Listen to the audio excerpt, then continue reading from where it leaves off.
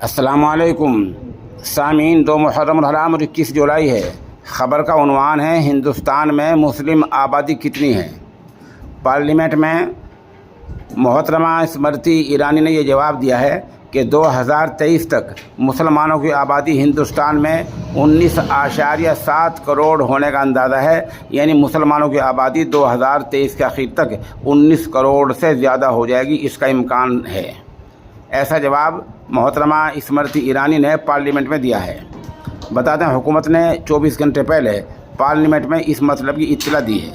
اقلیتی امور کی وزیر محترمہ اسمرتی ایرانی نے لوک سبھا میں ترنمول کانگریس TMC مالا رائے کے سوالوں کا تحریری جواب دیا۔ انہوں نے کہا کہ 2011 کی مردم شماری کے مطابق مسلمانوں کی آبادی کل آبادی کا 14.2 یعنی 14% ہے۔ 2023 میں آبادی میں ان کا حصہ اسی تناسب سے رہنے کا امکان ہے۔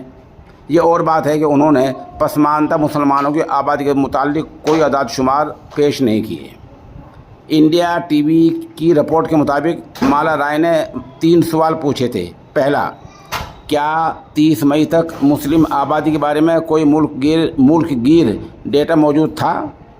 نمبر 2، کیا حکومت کے پاس پسماندہ مسلمانوں کی آبادی کا کوئی ڈیٹا ہے، یعنی کوئی تفصیل ہے؟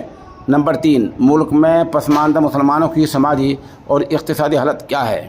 ہمارا خیال یہ ہے محترمہ اسمرتی ایرانی نے اس بارے میں کوئی ایک بھی صحیح جواب نہیں دیا ہے، اور ایسا جواب نہیں دیا جس کو ٹھوس اور مدلل جواب کہا جا سکے۔